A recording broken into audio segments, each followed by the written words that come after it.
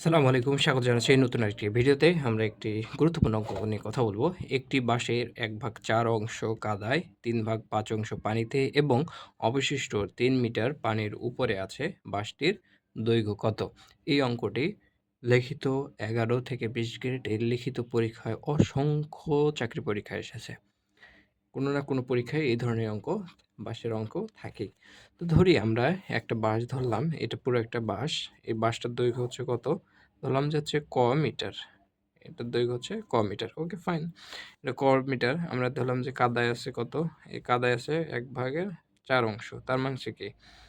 ৪ অংশ। এটা হচ্ছে অংশ, এত অংশ আছে। এবং পানিতে আছে কত? এটা হচ্ছে কাদায়, এটা হচ্ছে পানিতে।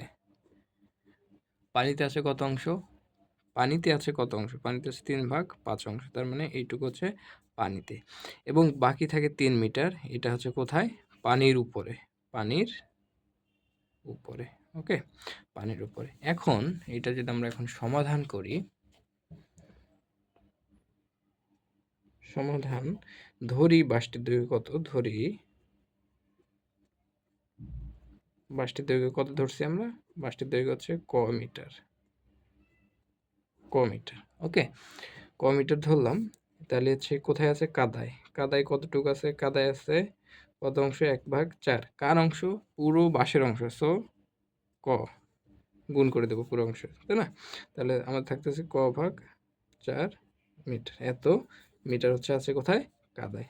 তাহলে হচ্ছে পানিতে, পানিতে কত আছে? ৩/৫ অংশ। কার অংশ?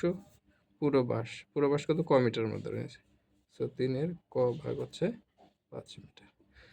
পানির উপরে আছে কত অংশ? পানির উপরে আছে কত? আমরা পেয়েছি কত? ৩ মিটার দেওয়া আছে, তাই না? কোশ্চেনে ৩ মিটার। সো এই যে টোটাল যদি আমরা মিটারটা যোগ করি, কার সমান হবে? ক মিটারের সমান হবে। সো এখন এখন হচ্ছে কি? ক/৪ প্লাস হচ্ছে ৩ এর ক ভাগ হচ্ছে ৫ প্লাস ৩ ইকুয়াল টু কার সমান? ভাগ ৪ প্লাস হচ্ছে ৩ এর ক/৫ মিটার প্লাস হচ্ছে ৩ মিটার ইকুয়াল টু কার সমান হবে? পুরো বাঁশটির সমান হবে, কর সমান হবে। সো এটা যদি আমরা কি করি? লসাগু করি। ৪×৫ কত? ২০, ৫ এর ক প্লাস ৩×৪ = ১২, ১২ ক প্লাস ৩×২০ = ৬০ সমান ক। তো ৫ এর ক আর ১২ ক কত হয়? ১৭ ক প্লাস হচ্ছে ৬০। এই ২০টা আমরা এপাশে গুণ করে দিলাম, তাহলে ২০ এর ক হয়। ঠিক আছে? তো আমরা কি করব? ৬০ টাকে এই পাশে রাখলাম, ২০ এর ক, এটাকে ১৭ ক এই পাশে মাইনাস করে দিলাম। তো ৬০ ইকুয়াল হচ্ছে কত? ৩ এর ক। সো ৩ এর ক ইকুয়াল একই আমরা লিখতে পারি ৬০। সো ক ইকুয়াল টু কত? ৬০/৩ ইকুয়াল হচ্ছে ২০। এটা হচ্ছে কত? ২০ মিটার। তাহলে হচ্ছে পুরো বাঁশটির বাঁশটির দৈর্ঘ্য হচ্ছে কত মিটার? ২০ মিটার। Thank you.